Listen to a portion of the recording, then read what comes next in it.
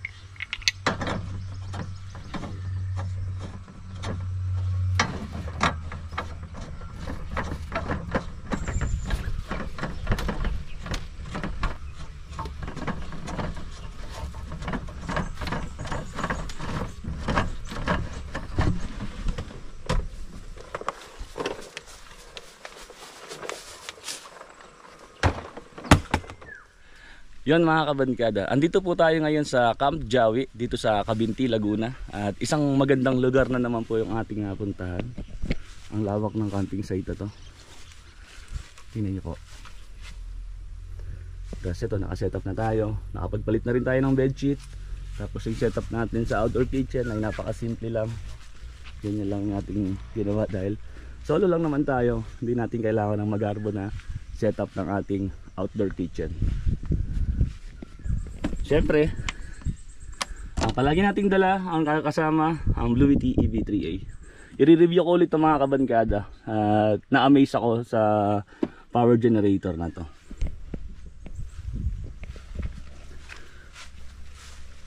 Medyo mainit lang yung napestuhan natin. Kasi hindi naman tayo pwedeng makababa na doon sa may mga puno. Dahil hindi nakakayanin ni Deo. Pero short tour lang muna sa campsite. Ayan, tapos ayun, yung taas na yan, yun yung CR. Apat yung CR doon, dalawang pambabae, dalawang panlalaki.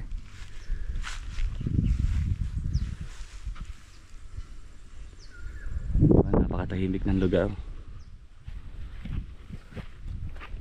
At tayo hiningal kanina sa pag-setup ng ating awning.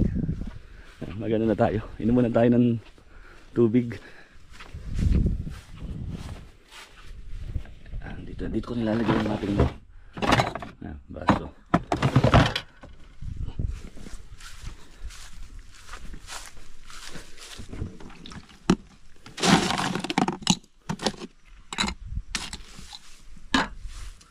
Napakatahimik ng lugar na to, kaya nagustuhan ko yung site na to. Buti lang nakita natin to sa Google Map. Tapos kinontak naman natin agad yung Facebook page nila. Kaya ngayon nandito na tayo.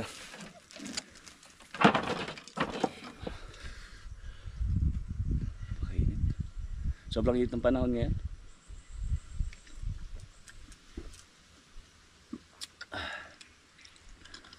Masarap.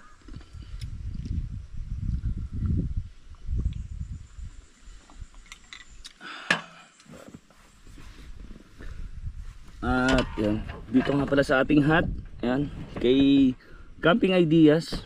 Thank you so much pala kay sa ating kaibigan na si Mikelista Vlog. Pinadala niya to. Actually dalawa to, tigisa kami ni Pokmaro. Ang ganda ng quality niya. Kung gusto niyo bumili nito mga kabankada, PM nyo lang po dito sa Camping Ideas o kaya kay Mikelista Vlog. Tama-tama sa mainit na panahon pag nagka-camping kayo.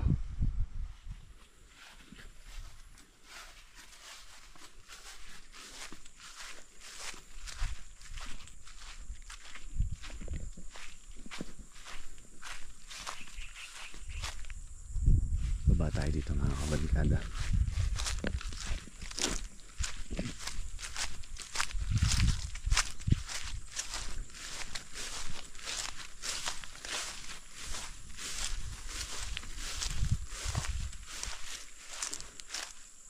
May maliit na creek pala dito.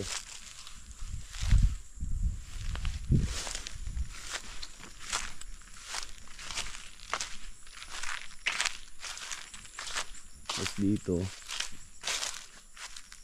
siguro fish pond to.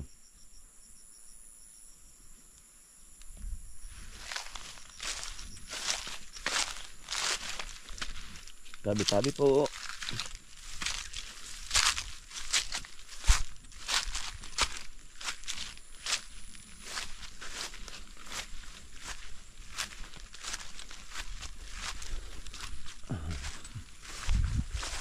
At meron pala ditong kawa.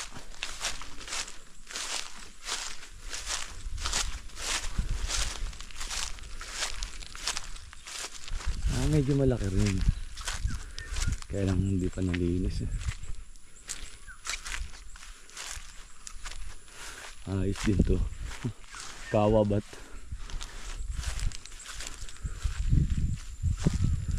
Tapos parang wishing well ano.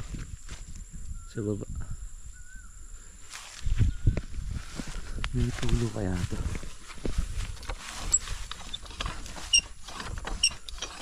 Wala.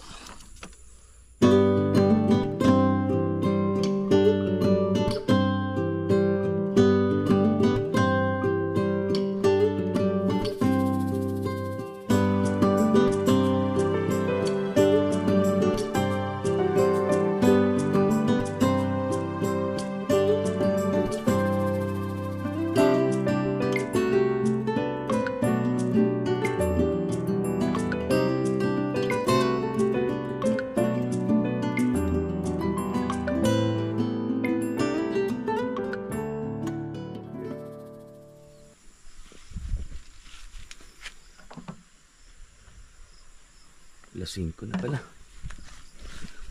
At magayak tayo ng ating hapunan.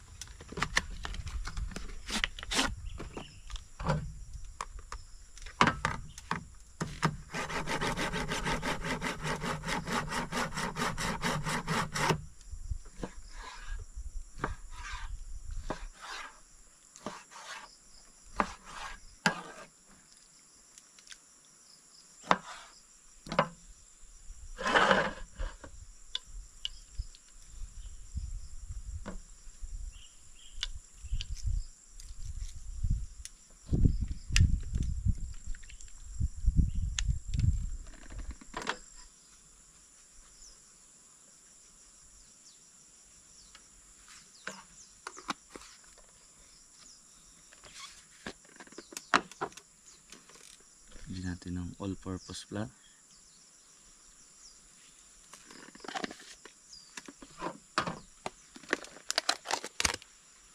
Saka ano, cornstarch.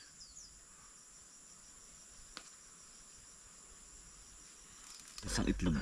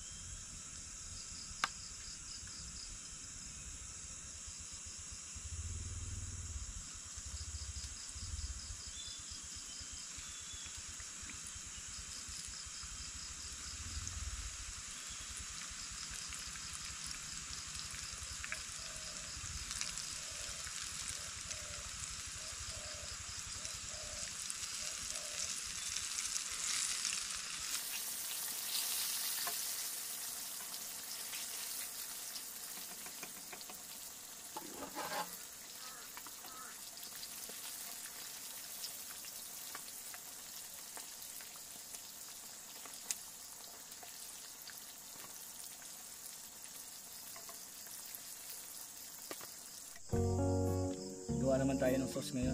Tomato ketchup.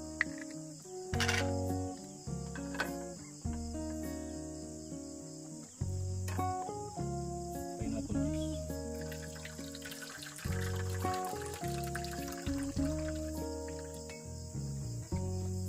Konting suka.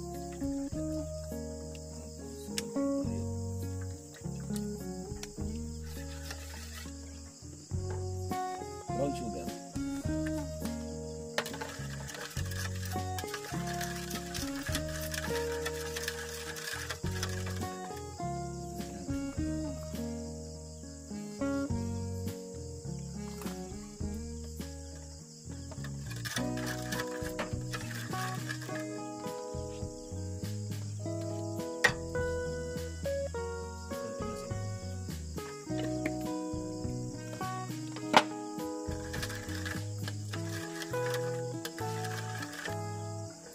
Kalating basong tubig.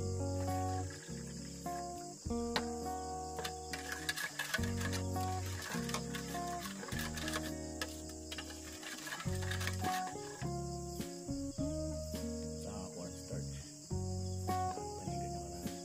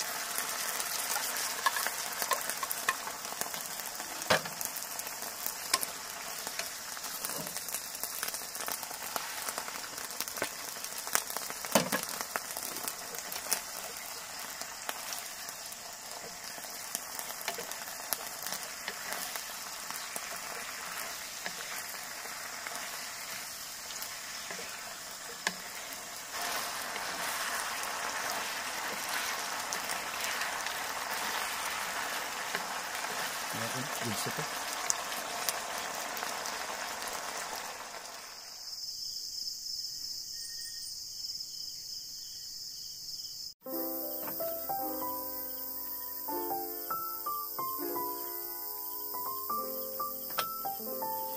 Tikman mo natin yung sauce.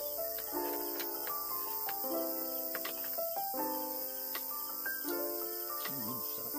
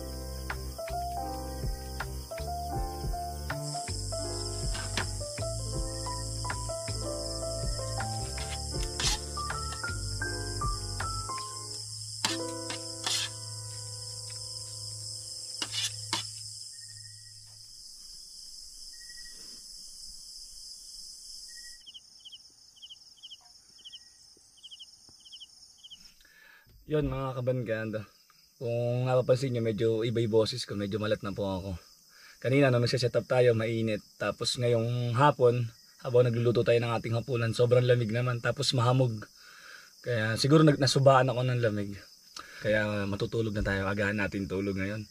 Hindi na rin tayo nag-shot pampatulog kasi medyo masama na ngayon pakiramdam natin. Ayun, kita-kita tayo bukas. At alas 8 pa lang. Ngayon lang ako matutulog sa camping ng ganitong oras. Alas 8 ng gabi. Usually, di ba, 10 PM, 11. Eh, talagang ganon. Dahil masama na yung pakiramdam natin, kailangan natin matulog. Kita-kits tayo bukas mga kabankada. Good night po.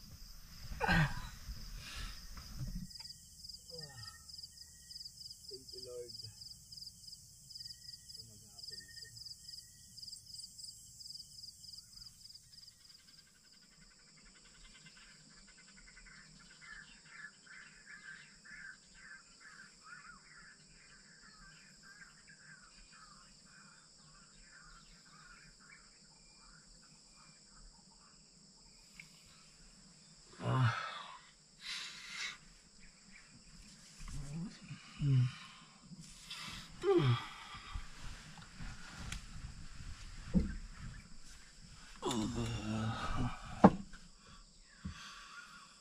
Grabe, ang lamig po.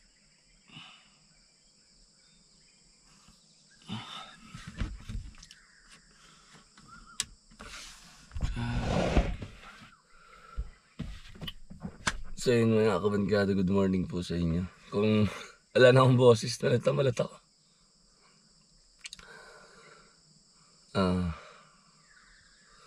Di ko alam ba't biglang ganun, kahapon okay naman. Tas yun, patulog na nga tayo kagabi. After natin maghapunan, iba na yung boses ko, malat na ako. Tas ngayon wala na, halos wala na akong boses. Grabe, ang lamig po dito. Kita nyo mga kabankada. Ayun o, may mga sapot to. Ano kaya tawag dyan? Ayun o, lahat na yan. Tara, baba na tayo. Tignan niyo po yung harap natin ni Beo. Puro hamog. Hindi naman po umulan eh. Ulo, grabe basa.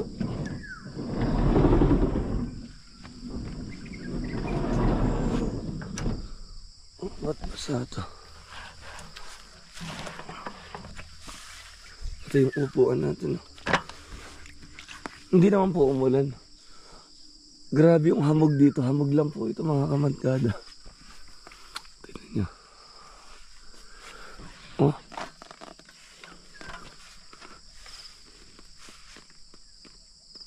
Sarap ng umaga pag ganito. Yung salamin ni Leo. Oh, basa. Ito pa. Oh. Grabe naman yung hamog dito.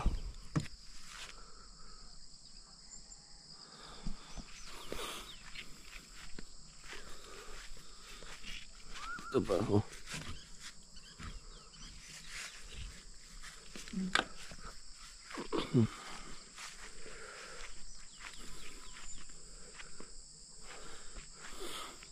Sarap dito. Tahimik. Yun, pasensya na po kayo. Wala akong boses. Nahirap magsalita. Malat ako. Pero ganun pa man syempre. Hindi ko papalagpasin na ma-tour kayo dun sa taas kung saan meron dun mga TP house, tapos may villa room, tapos yung swimming pool dun meron sa taas. Ipapasyal ko po kayo mamaya dun. Pero sulitin muna natin yung oras natin dito sa baba dahil napakalamig.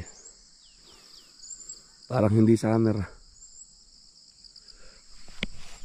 Wala lang ako dalang jacket. Yung hoodie ko na isa lang yung meron ako eh. Nagamit ko na kahapon.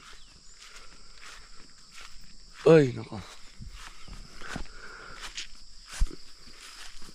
Alam ko na, meron akong iinumin pampawala ng malat. Para maibsan yung malat natin. May dalawang kalamansi.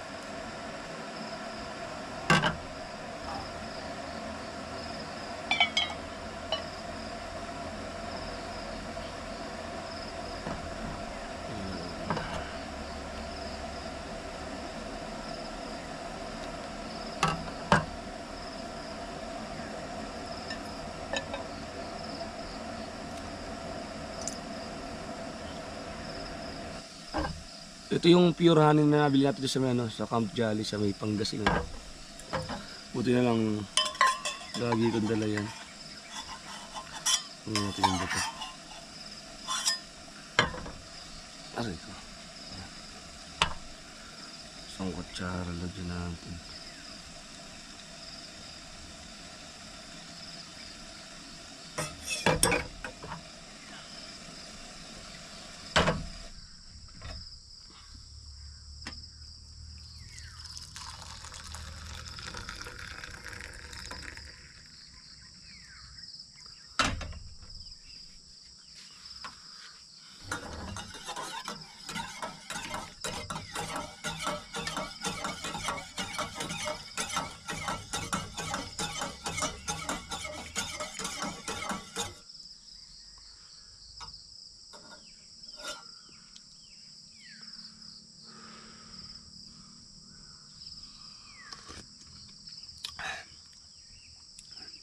Ang sarap.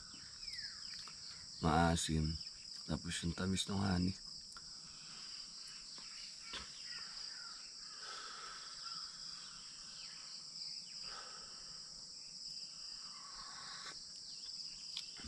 Hanggang ngayon tumutulo yung tubig, yung hamog.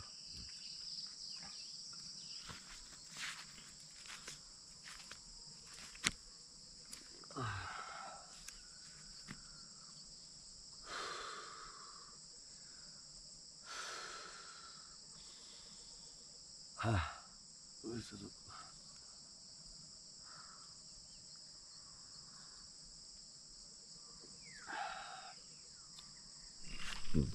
Pagpasensya nyo na po mga kabangkada yung boses ko. And papay ka tayo sa taas para itutour ko na kayo dito sa Camp Jolly. Ayan yung ito yung camping area nila. Ito yan. Pero kapag tag-ulan, hindi makakababa rito yung 4x2 o kagaya ni Beo. At medyo matarik tong papanik. Pero ngayon dahil nga tuyo yung lupa, kayang-kaya naman to. Kasi ito yung CR nila. Bali apat to.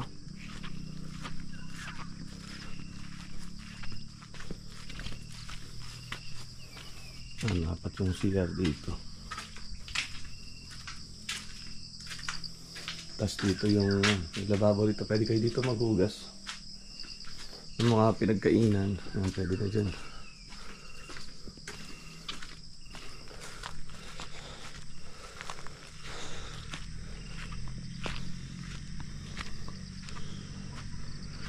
Hingalin tayo nito.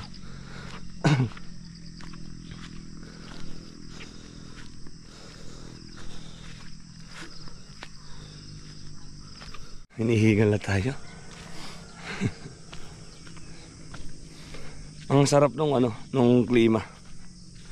Naghalo yung pasikat na yung araw. Ayun, yung init ng araw saka yung lamig na. Naghahalo, ang sarap sa katawan.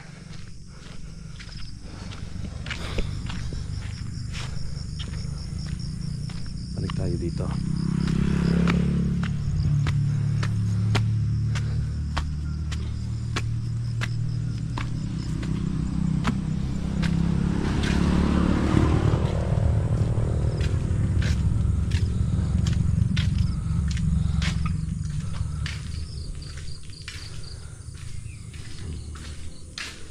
Ito yung tatlong villa room nila.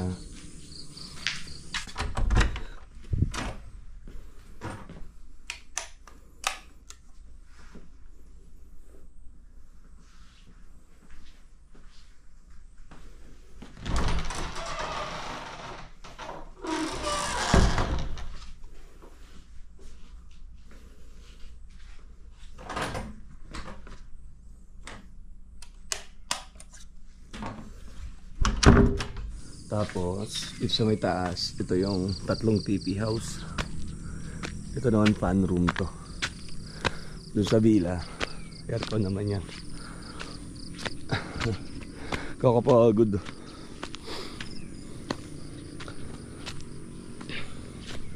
Tapos dito sa pinakatuktok ng Camp Jawi, nandito yung kanilang pool. Ayan.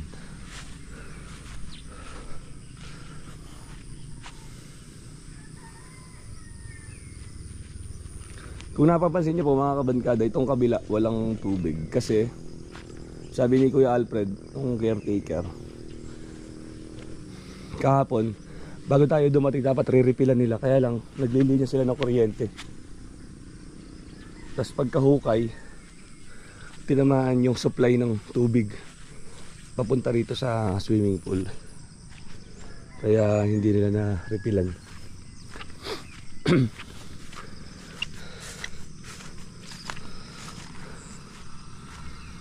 Medyo malaki rin, 5 feet.